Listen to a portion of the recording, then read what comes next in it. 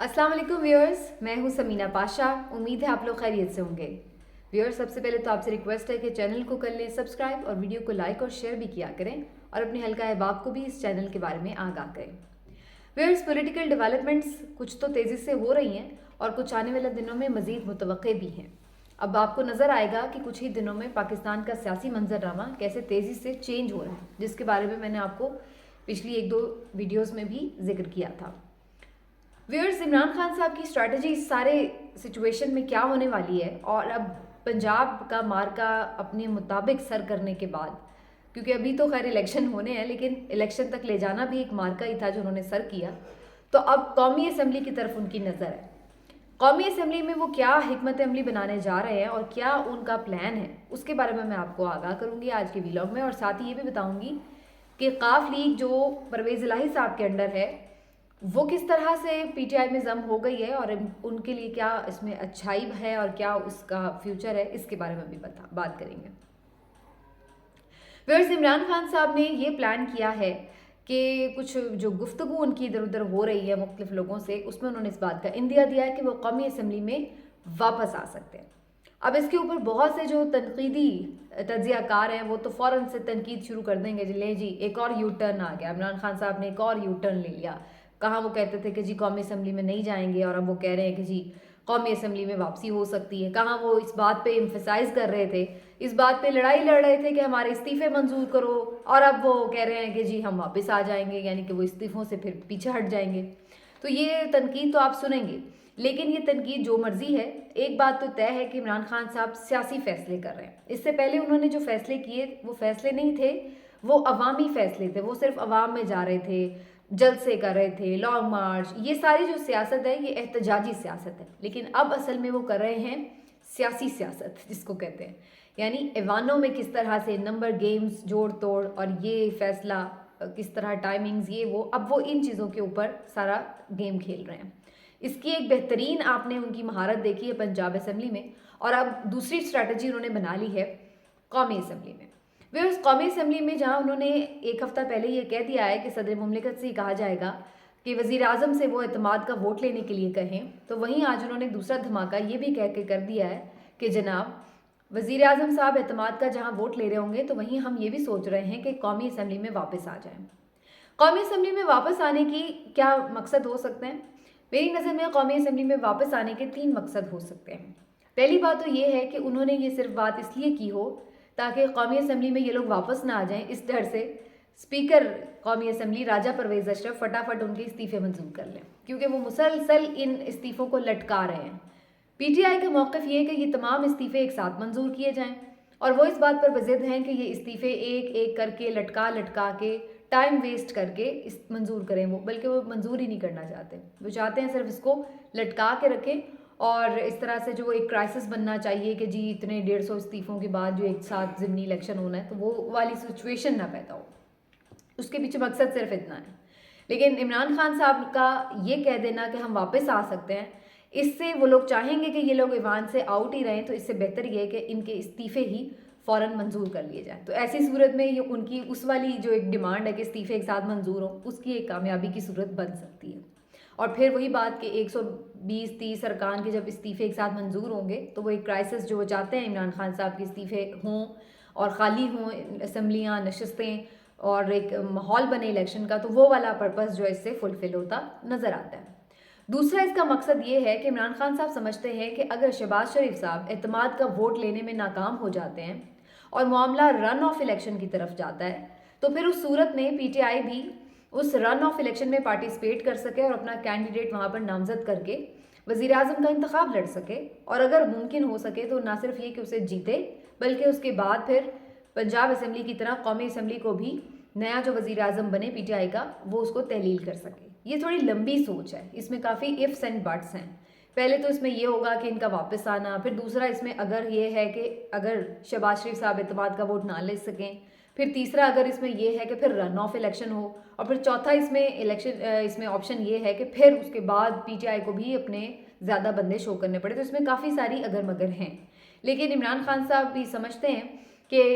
ऐसे मौके पर कि अगर शहबाज शरीफ साहब एतमाद का वोट लेने में नाकाम होते हैं तो उस सूरत में पीटीआई का असेंबली में होना उनके ऊपर काफ़ी ज़्यादा दबाव बढ़ा सकता है। तो दूसरा मकसद तो इसका ये है। तीसरा मकसद ये है कि अगर शहबाज शरीफ साहब एतमाद का वोट नहीं लेते और बात रन ऑफ इलेक्शन के बजाय जनरल इलेक्शन की तरफ ऑटोमेटिकली चली जाती है और शहबाज शरीफ साहब को अगर ये सामने लिखा नज़र आ जाता है कि उनके पास नंबर्स पूरे नहीं हैं, तो वो खुद ही से हो सकता है कि असम्बली तहलील करने की तरफ बढ़े।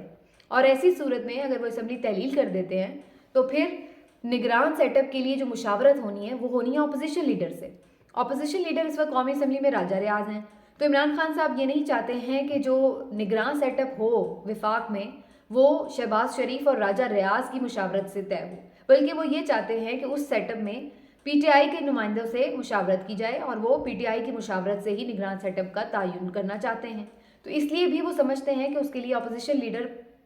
यानी पीटीआई का होना ज़रूरी है कौमी असम्बली में। तो इसलिए भी उन्होंने ये इंदिया दिया है कि अगर इंतखाब की डेट का मामला वाजे हो जाए तो वो कौमी असम्बली में वापस जा सकते हैं, जिसमें फिर वो जाके निगरान सेटअप और इलेक्शन इस्लाहात और ये वो इन तमाम चीज़ों के ऊपर डिस्कशंस कर सकते हैं। तो इमरान खान साहब ने ये कौमी असम्बली में वापसी का जो इंदिया दिया है, ये एक तरह से उन्होंने 3 शिकार किए हैं।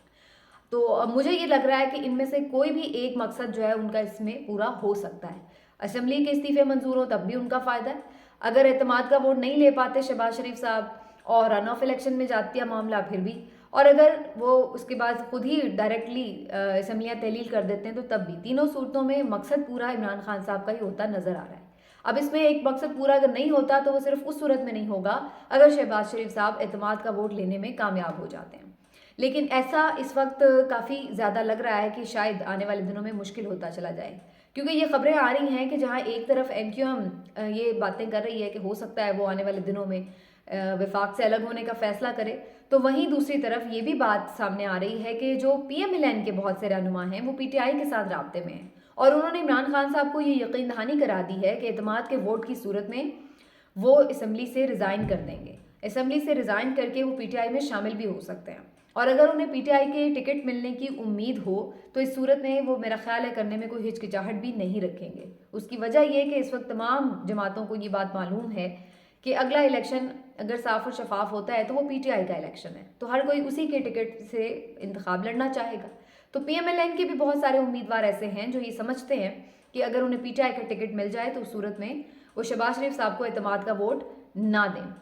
नाज़रीन, इस पर मेरा वैसे थोड़ा सा एक डाउट भी है, वो ये कि वैसे तो ये बज़ाहिर हमें ज़ाहिर है एक पार्ट ऑफ द गेम लग रहा है, लेकिन इमरान खान साहब इस बात के खुद भी हमेशा खिलाफ रहे हैं कि जनाब दूसरे लोगों के मेंबर्स को ना तोड़ा जाए। तो इमरान खान साहब की भी कोशिश ये है कि ये हरबा उन्हें ना ही आजमाना पड़े, यहाँ तक बात ना जाए। अगर जी इमरान खान साहब उसके एवज उन्हें कोई पैसे वगैरह तो नहीं दे रहे, जैसे कि इनके केस में हम वो क्लेम करते हैं कि जब इनके मेंबर्स तोड़े जाते हैं तो उन्हें कोई पैसे दिए जाते हैं, ऐसा कोई क्लेम दूसरी तरफ से तो अभी तक नहीं आया है। लेकिन इवन देन अगर हम किसी की वफादारी किसी भी चीज़ के एवज तब्दील करते हैं, चाहे वो टिकट के एवज हो, तो मेरा नहीं ख्याल है कि वो कोई आइडियल सिचुएशन हो सकती है। ज़्यादा उसमें बेहतरी इस बात में है कि नेचुरली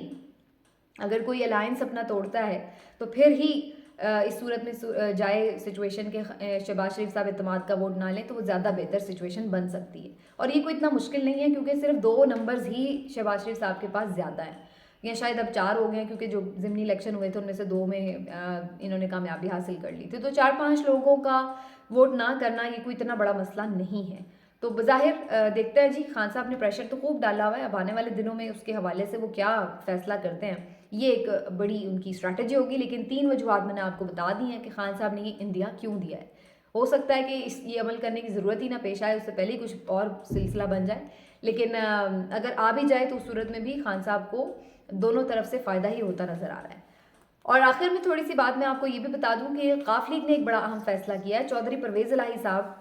शामिल हो रहे हैं जीपीटीआई में और उन्होंने इसका बाकायदा ऑलमोस्ट ऐलान कर दिया है, जिसके बाद चौधरी शुजात हुसैन साहब ने उनको एक लेटर लिखा है, उनकी मुअत्तल कर दी है रुकनीत और उन्हें शो कॉज नोटिस जारी कर दिया है और उनसे कहा है कि जी पार्टी का हेड तो मैं हूँ, तो अगर कोई पार्टी को जम करना था, कुछ भी पार्टी के साथ करना है तो वो तो फैसला मेरा होगा, तो आप किस हैसियत से ये जो है ऐलान कर रहे हैं। तो उन्होंने चौधरी परवेज़ इलाही साहब को इसके ऊपर नोटिस कर दिया। वैसे तो देखा जाए तो चौधरी परवेज़ इलाही साहब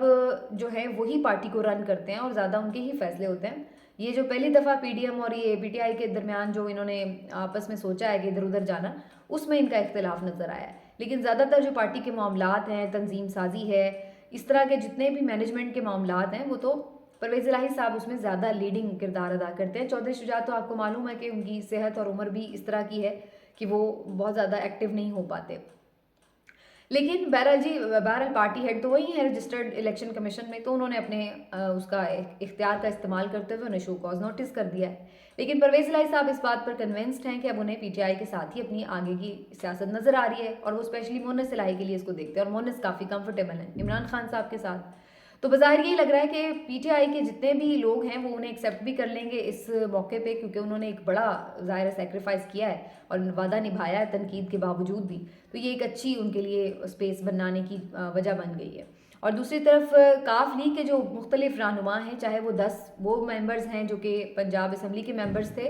और भले वो कामिल अली आगा साहब हैं जो कि सेनेटर थे, और फिर इसी तरह से और बहुत सारे जो लोग हैं वो खुद परवेज़ इलाही साहब के ही साथ हैं और इस तरह वो पीटीआई के ही साथ हैं। तो बहुत कम जो लोग हैं वो रह जाते हैं, जैसे कि जो वो थे उमर बशीर चीमा साहब, या फिर वो जो अपने सालिक हुसैन साहब हैं, तो वो वाले जो कुछ मेंबर्स सिर्फ 4-5 ही रह जाएंगे मेरा ख्याल है, जो कि उस तरफ चौधरी शुजात वाले ग्रुप में रह जाएंगे। तो इस सूरत में भी अगर वो ये उसको पार्टी को छोड़ के भी इसमें शामिल हो रहे हैं तो बात तो एक ही है, बल्ले के निशान से वो अगला इलेक्शन लड़ेंगे। मेरा ख्याल है ये उनका एक दानिशमंदाना फैसला भी है, इसका उन्हें फ़ायदा भी हो सकता है, अगला दोबारा वो परवेज़ इलाही साहब सीएम भी बन सकते हैं और इसके साथ मोनिस इलाही के लिए भी अच्छे चांसेस बन सकते हैं। और इमरान खान साहब को भी इसका फ़ायदा है कि एक समझदार और तजर्बाकार सियासतदान उनके साथ अगर अटैच हो रहा है तो और वो एक ऐसा सियासतदान है जो इस्टेब्लिशमेंट के साथ भी बड़े करीबी रवाबित रखता है, तो उस सूरत में इमरान खान साहब और इस्टेब्लिशमेंट के साथ मामलात को हैंडल करने में भी चौधरी परवेज़ इलाही साहब एक अच्छा किरदार अदा कर सकते हैं। तो बज़ाहिर ये नज़र आ रहा है कि ये शायद दोनों के लिए बेहतर सिचुएशन हो, लेकिन बाकी ये है कि आगे की बातें तो फिर आगे ही पता चलेंगी परवेज़ इलाही साहब क्या किस एम के साथ इसमें आ रहे हैं और वो किस तरह से बिहेव करेंगे। लेकिन बहरहाल ये एक बड़ी डेवलपमेंट है पाकिस्तान की सियासत में, जो कि बड़े सालों बाद काफ लीग में हमें इतना बड़ा एक फ़ैसला जो है सियासी लेते हुए नज़र आई है। मिलते हैं अगले व्लॉग में, अपना ख्याल रखिए, अल्लाह हाफ़िज़।